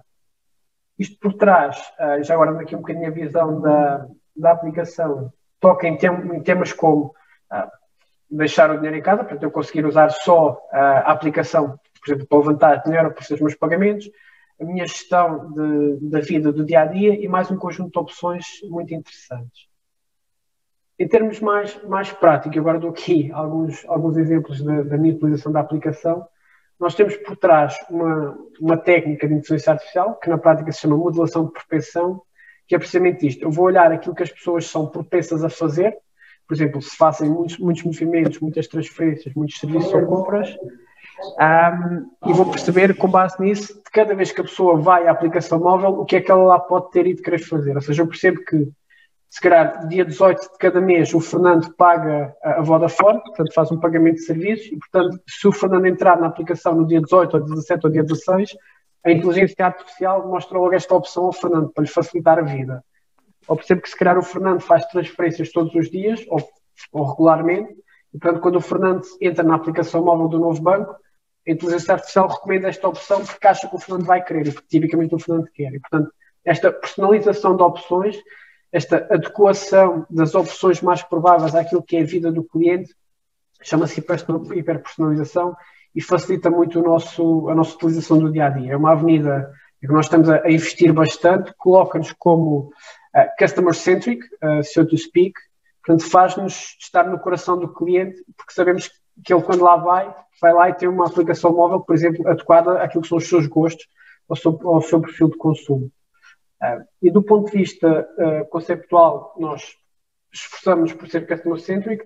Do ponto de vista de banca do futuro, e aqui é obviamente uma opinião pessoal, parece-me que é a única forma da banca progredir. Portanto, deixar aqui um bocadinho esta nota, que em termos de transformação digital, será normal ver-se cada vez mais inteligências artificiais a viver dentro de aplicações móveis, sejam o Netflix, o HBO, uma aplicação do novo banco ou de qualquer outro banco, para que possamos ter todo este poder da transformação digital ou de disrupção digital ao serviço das pessoas, na prática.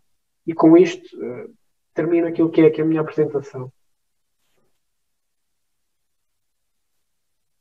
Muito obrigado, Fernando Silva, pela excelente apresentação sobre a inteligência artificial. Era um tema que podíamos estar aqui a noite toda a falar sobre este assunto, não é? E, portanto, eu julgo que é um tema a desenvolver mais no futuro. E, portanto, certo. Se calhar o Fernando Silva será muito bem-vindo no futuro para falar um pouco mais sobre este tema. Obrigado.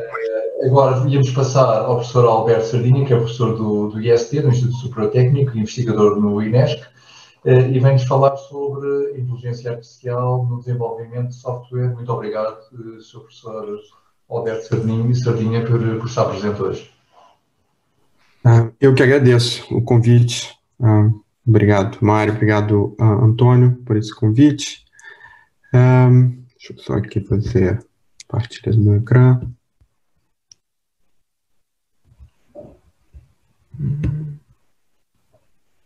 Espera aí que eu consigo ver aqui, está no caminho. Já está.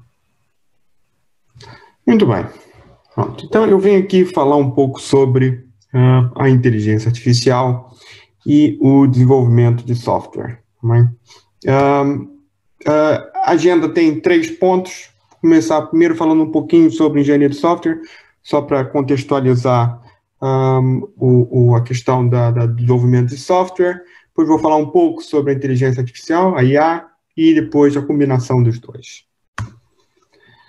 Obviamente, quando a gente fala em software, eu tenho certeza que alguns de vocês, em algum momento da vida, já viram algumas dessas notícias que de vez em quando saem no jornal, né? Que o software deu problema, que o software enviou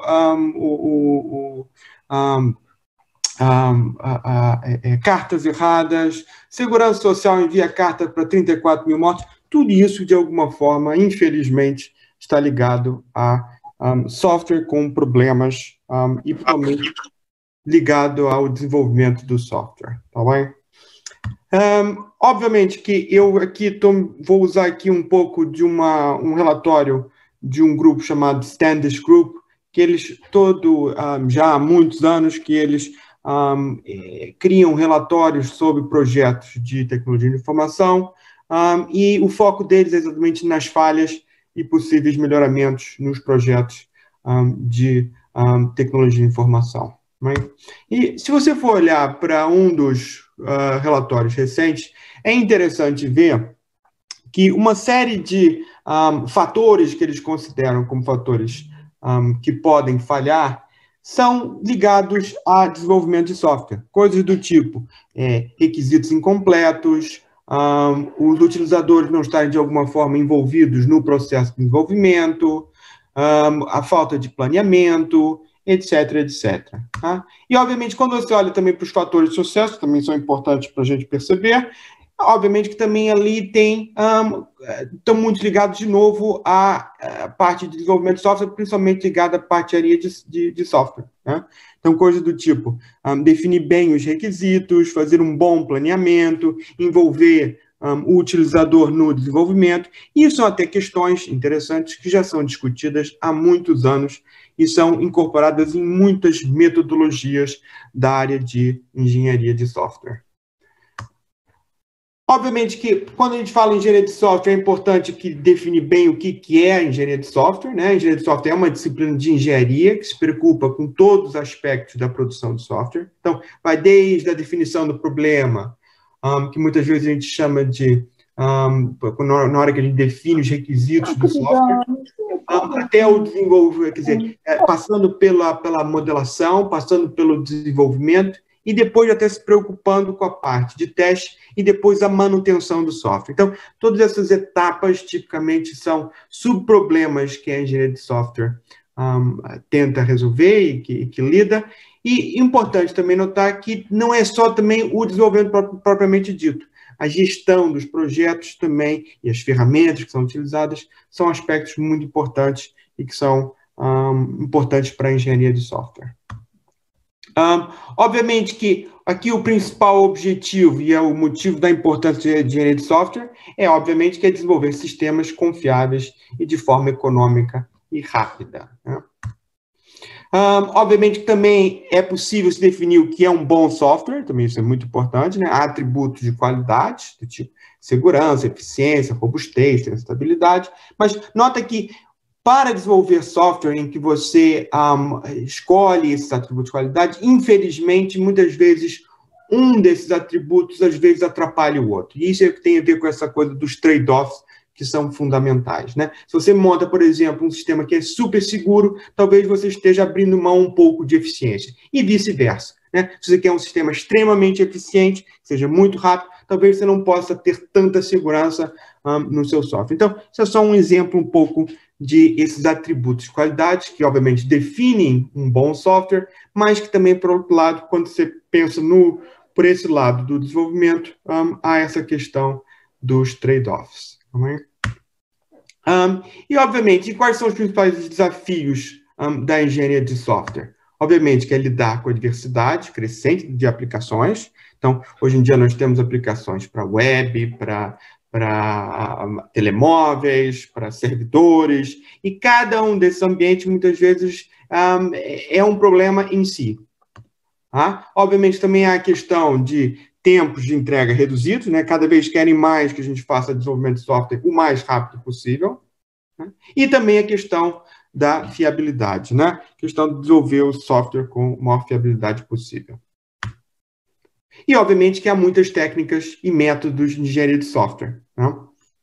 E, infelizmente, essas diferentes técnicas não são apropriadas para todos os tipos de sistemas, né? Então, não há, infelizmente, na engenharia de software, um método que seja perfeito para qualquer desenvolvimento. Na verdade, o que acaba acontecendo é que você, muitas vezes, tem que adaptar ou escolher uma boa ferramenta ou uma boa metodologia de engenharia de software para um determinado momento, para um determinado tipo de problema.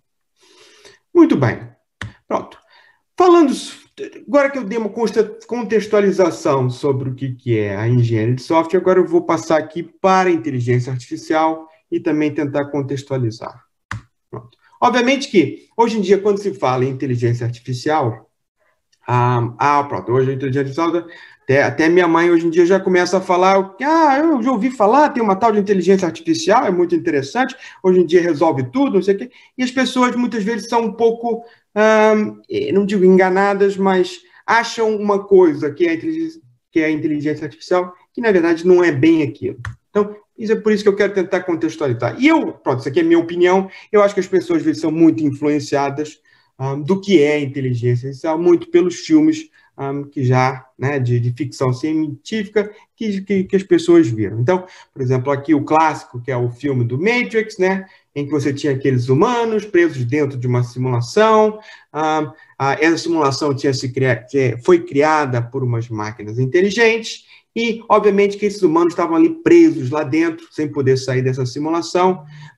E, obviamente, a história toda em volta aqui de um grupo, que é o Neo e os seus amigos, que tentam justamente salvar os humanos desse ambiente, né, simulado, né? E nota que, como simulado, eu quero dizer que, na verdade, os humanos, na verdade, eles estão sendo usados basicamente aqui para serem fonte de energia para esse sistema, né?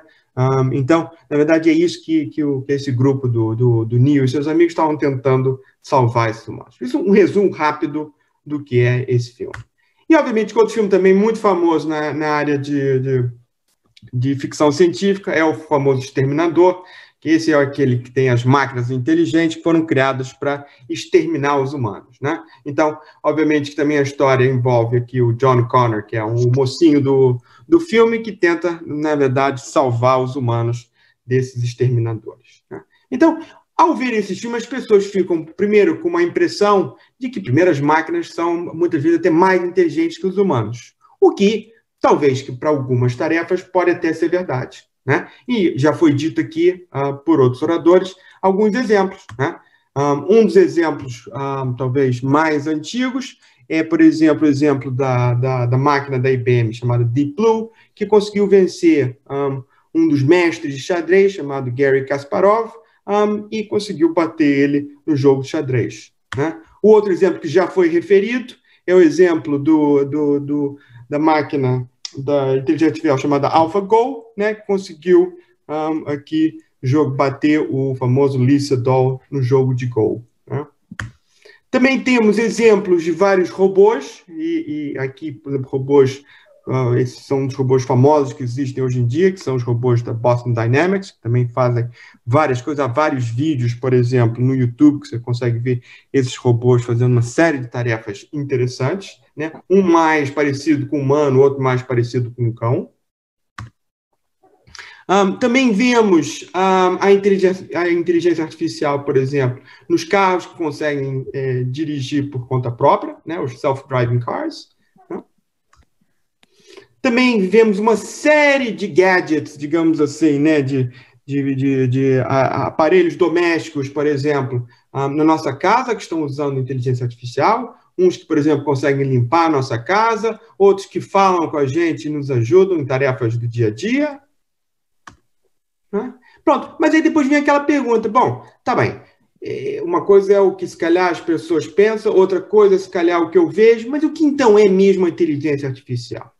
Pronto. Então, a gente vai beber dos grandes sábios da área de inteligência artificial. Então, se você for, por exemplo, num livro clássico de IA, que é o livro do Russell e Norvig, você vai ver ali que, na verdade, eles dizem que há várias definições de inteligência artificial. Desde sistemas que pensam como humanos, até sistemas que pensam racionalmente, sistemas que escolhem ações como humanos e sistemas que escolhem ações racionalmente, né?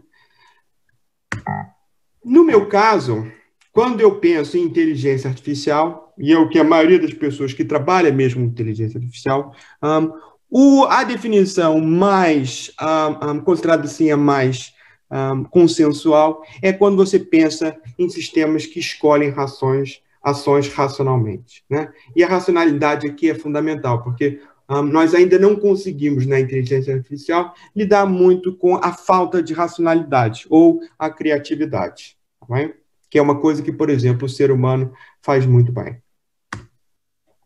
E, obviamente, que dentro da área de inteligência artificial, há aqui uma série de sub-áreas importantes, né? Que vão desde a parte de aprendizagem, né, a parte de processamento de língua natural, e coisas como robótica, planeamento, visão, e etc.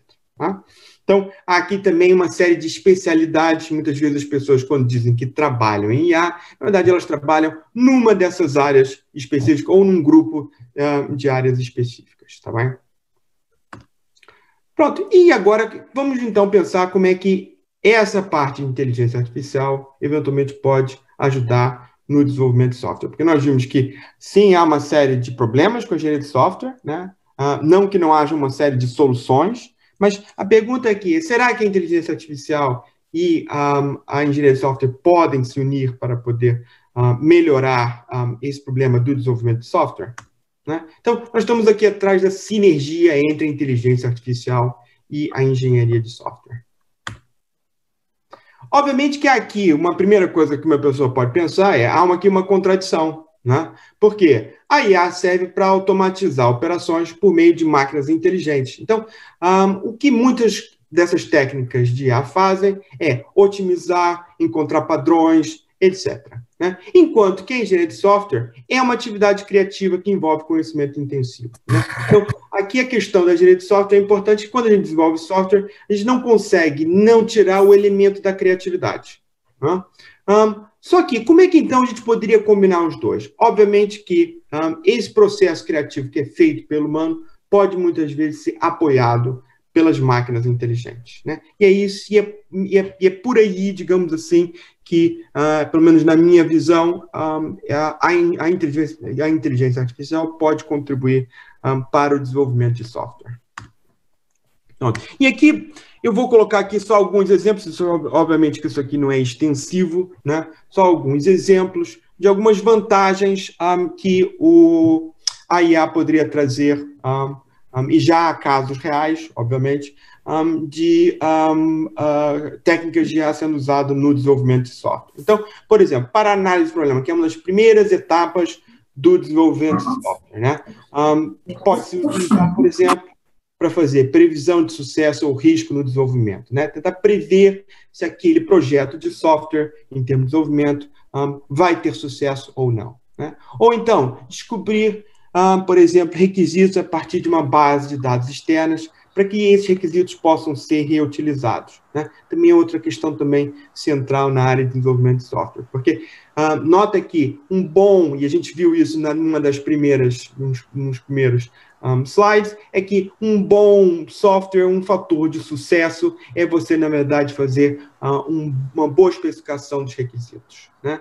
Obviamente que, como tudo na vida, há limitações, né? A análise do problema propriamente dito ainda tem que ser feito pelo humano, né? Porque as máquinas ainda não conseguem ter a mesma capacidade de analisar o problema como o humano. No planeamento e na gestão do projeto, que também é uma outra etapa importante, né? Um outro componente importante no desenvolvimento. Obviamente que a IA aqui pode contribuir por exemplo, ajudando na previsão dos custos e da duração do projeto, a atribuição ótima das tarefas, encontrar erros em documentos e permitir uma comunicação eficiente entre, por exemplo, a equipa de desenvolvimento de software. Obviamente que, como tudo na vida, temos aqui de novo as limitações, coisas do tipo a definição do manual do algoritmo adequado para cada problema e também a incapacidade de lidar com a capacidade criativa, né? Que a IA, obviamente, que não consegue lidar bem com isso. E também, no desenvolvimento propriamente dito, a IA pode contribuir com coisas do tipo o uso do processamento de linguagem natural para a documentação do código, ajudar nas rotinas de codificação automática e nas rotinas automáticas de depuração e melhoria, né? De novo, lidando aqui, as limitações são um pouco parecidas com a anterior, que é a questão do processo criativo e a definição do algoritmo adequado para cada problema. Pronto. Para finalizar, a mensagem que eu quero passar aqui é que a inteligência artificial tem feito grandes avanços, isso é muito positivo. Não é à toa que a gente vê muitas coisas que tem IA na nossa volta, né? Tanto em casa, como no trabalho, como nos nossos carros, né? Em particular para o desenvolvimento de software, né? Eu particularmente vejo a inteligência artificial ajudando muito no sentido de criar ferramentas para apoiar o engenheiro de software, né? Principalmente para tentar minimizar erros ou para otimizar determinados processos que eventualmente a máquina nesse ponto ela é muito boa em fazer esse tipo de resolver esse tipo de problema. Bem? E é isso. Obrigado. Muito obrigado, Alberto, pela excelente apresentação sobre a inteligência artificial, que é um tema cada vez mais atual. Eu agora ia dar a palavra ao Kevin Piccolo e Ismael. Mário, deixe-me só interromper. A professora Sandra Figueiredo pediu só para mandar uma mensagem aos alunos. É apenas um breve recado. Muito obrigada, professora Antónia, muito obrigada, e a todos. Apenas para avisar, por causa de alunos que têm de transitar para a aula das 8h30, ainda são 19h55, e eu própria, estão liberados apenas os alunos que estejam nessa condição, podem, portanto, sair pelas 8h15, mesmo que implique, infelizmente, a ausência na discussão ainda a haver na conferência, mas ela continua, portanto, era para deixar este recado, ok? Era apenas isto, dado o tempo que eu estou aqui a controlar, mas penso que conseguiremos ainda chegar a bom porto, digamos assim, e muito obrigada. Muito obrigado, Sandra. É uma pena perdermos alguns dos alunos que estão aqui connosco. Eu iria então agora dar a palavra ao Kevin Piccolo e Ismael Cesai, que vem da Extia, é uma empresa de IT, e que vem-nos falar sobre how the digital transformation made companies change from providing jobs to being attractive. Basicamente, de que forma é que a nova transformação digital veio transformar o paradigma das empresas de meramente contratar pessoas e ser um local para trabalhar, para ser um local para atrativo, onde as pessoas se sentem bem e vivem o dia-a-dia e vão para lá viver em vez de ir trabalhar. Mais do que trabalhar, vão viver. E, portanto, Kevin and Ismael, the floor is yours. Thank you very much for being with us today. And it's a pleasure to have you on board. Thank you a lot, and good afternoon, everyone. Boa tarde, everyone. You guessed it by my accent, I'm French, so don't be hard on me. So today we will talk about how the digital transformation made companies change from providing jobs to being attractive. And I will share my screen. I'm not a Zoom expert, so just let me some second, please. Okay, great. Is everyone seeing the screen or not? Yeah. Yeah. Yes. Okay. And about the song, everything good? Yes. Okay, Fish. So, thank you. How the digital transformation made companies change from providing jobs to being attractive. My name is Kevin Piccolo. I'm the HR manager of Extia Portugal. And as Mario said, Extia is a French company which was created in 2007. We are an engineering consulting company of 2,000 people. Historically, we are in France, but we are also in Spain, Belgium, Romania, Switzerland, and Portugal. Our idea is that well-being at work can create performance. Up. And let's go. So today, we will talk about what is the impact of the digital revolution on companies? How do Extia keep on being attractive? And then Ismael Sese, who is with me currently, will talk about himself as a data scientist trainer. So what is the impact of digital revolution on companies? To say the truth, there is many impacts. But for example, today companies have to change in terms of infrastructure, in terms of servers, in terms of data with the cloud, in terms of software. We have that change. And that leads to something new, is that companies need people to help them to change. So there is new IT profile on the market today. So we have a high demand with a lot of companies and few profile. So that leads to a shift between IT firms and IT candidates. In this context, in this shift, how do Extia keep on being attractive? We will focus on HR management because it's the area that I'm the closer of, obviously. But the goal is to be agile. Is to be agile in terms of recruitment process. For example, we have something that we call gamification. This is something that everyone is knowing now. So we do our best to change the process. And personally, I don't feel at ease by talking a lot of time. So we create some games and some quiz to make sure that the information is well understood. We have to be agile on that process, for example, with the hackathon that Extia is creating currently. So Ishmael will talk about this later. Also in terms of working remotely. Today, I have the chance and the opportunity to talk with you by Zoom. It means that you all know how to adapt to the digital transformation. For the company, it's exactly the same scheme, but I'm talking about projects remotely. Today, to stay competitive, we are able to provide international projects for people from Portugal to work to France, Switzerland, Romania, or Belgium. If you speak French, it's possible. So this is the thing to keep in mind. Also, projects that are in line with demands. You remember, high demand, few profile. So to stay competitive and to catch candidates, we need to bring the most relevant situation possible, so the project. But sometimes it's not enough. Maybe people don't like the project. So we have a second way to hire. It's called the profile hiring. So to innovate, we have two types of hiring. Project, basically as an outsourcing company, but also profile. And that leads us to start the career management from scratch. Bamos.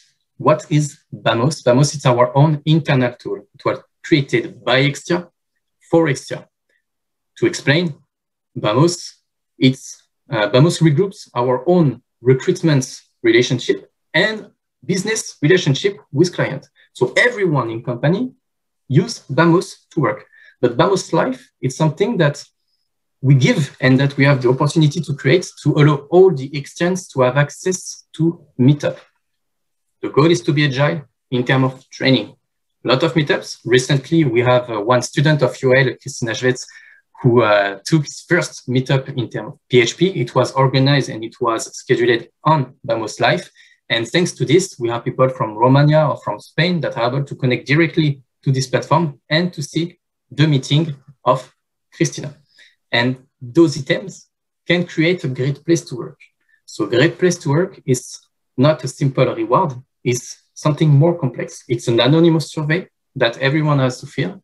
And this is a folder for companies, and they have to put inside what they do to make collaborator, how can I say this, happy at work.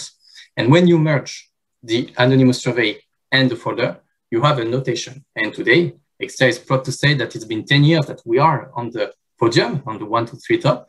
Last year, we were the first, and this year, we are the third great place to work of France and 6th in Europe. To stay competitive and to adapt to this digital revolution, we have to take care about values and about demands. So great place to work is one of our arguments to talk and to succeed to catch candidates, basically.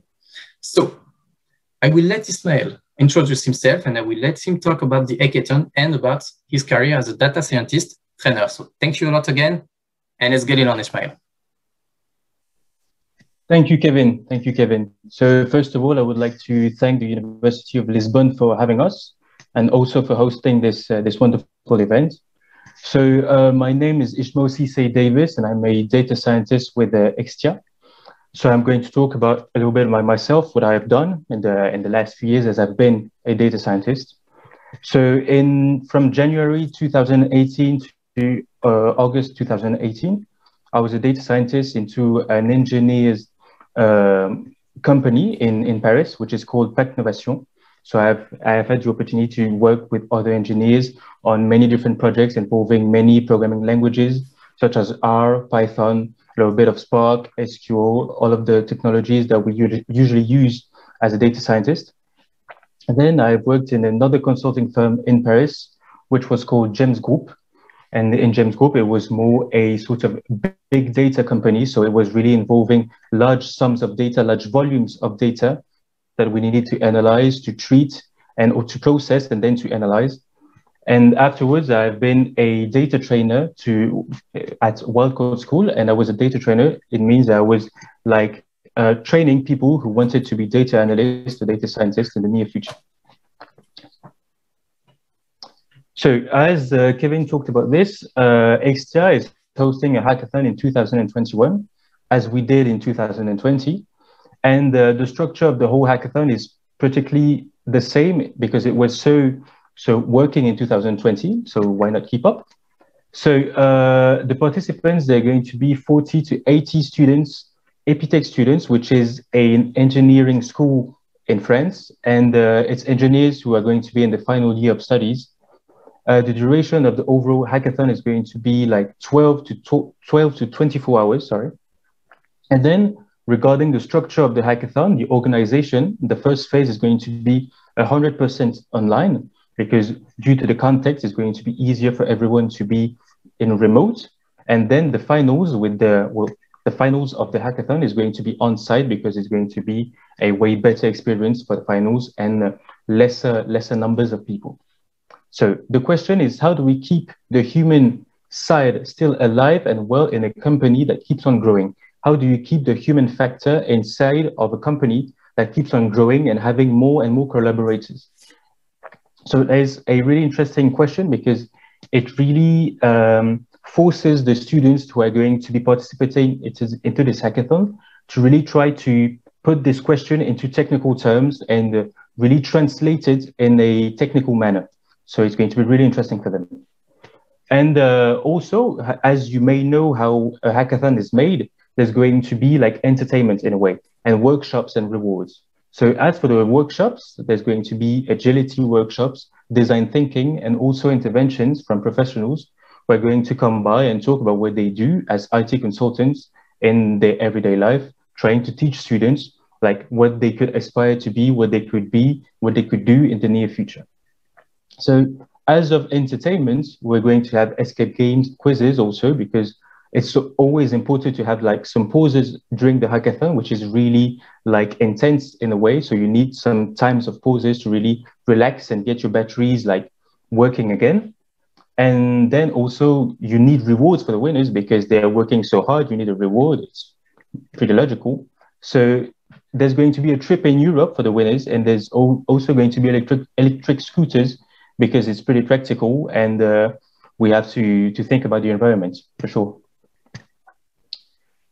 So I'm going to detail a bit my experience as a data trainer because I think it could be useful for all of the students that are watching this presentation. So my involvement into this experience, I was involved into the training of the different students, guide them in order to make them see what they could be, what they could do, and maybe like guide them towards the companies that were made for them in a way. And also it was to fit their needs, to answer the questions, the issues that they may have, and the questions that they may have on the overall IT world, or more specifically on the data scientist like work. So during this experience, I've had the opportunity to really have the feedback from the students who had questions about the whole IT world, the IT consultant world. So the feedbacks I had for them is they talked about a lot of the issues and what really bothered them in a way. And one, it's going to be like what Kevin said. We see that there's a real shift between the power between the company and the employees, because employees now, they have higher demands in regard of the companies. So as I heard, they want to have purpose in a company. It means that they want to work for someone who has a vision, who has a direction in which they are going, like maybe centered on the environment, or maybe on helping others, or maybe in having a technological environment that is really interesting for the employee. They also look for a cozy and friendly work environment. As we talked about this just earlier, you have, as a company, you have to organize hackathons, you have to organize events that are going to keep your employees really interested and in love with your company. It's really important in 2021. They also search for a good balance of professionalism, diversity, and proper mentoring, because it means that if you go into a company, now you want to be guided. You need to have a mentor who is going to teach you things, the good habits, the things you shouldn't do as a data scientist or as an IT consultant. And you want to see like real diversity and professionalism into your company too. That makes sense. And also one point that is really interesting that I heard from the students is like they really wanted to develop their skills via certifications that allow them to have a real proof of their involvement on a specified certification and to really like work their craft, being better at a particular skill. So those were the main points that the students talked to me about. And I think it's important for me to share them with you because you may have the same issues, the same questions, and you really shouldn't have to worry about those questions. It's pretty logical to have them as you're just a student for the moment, but as you will grow as an IT consultant, you will find all of those answers in your companies or as you will gain experience in the near future. So thank you very much for listening to us. Thank you for your attention. Thank you a lot, Ismael. And if I can say something more, previously, Mr. Antonio Cabezas talked about Darwinism. And it's true, it's completely true, because before employers could choose their candidate, and today candidates can choose their employers. So the game is that if we're not adapting, game over. Thank you a lot for your attention. So thank you very much. Thank you very much, Kevin. Kevin and Ismael for these very useful presentations. Now I give the floors to, eu agora passo a palavra à audiência para iniciarmos uma fase de perguntas e respostas, que eu julgo que é uma parte também muito interessante, termos aqui um debate aqui sobre tudo aquilo sobre os temas que foram apresentados e portanto estamos abertos. Aquilo que se pedia era que as perguntas, eu vou parar a gravação, portanto vou finalizar a gravação, aquilo que eu pedi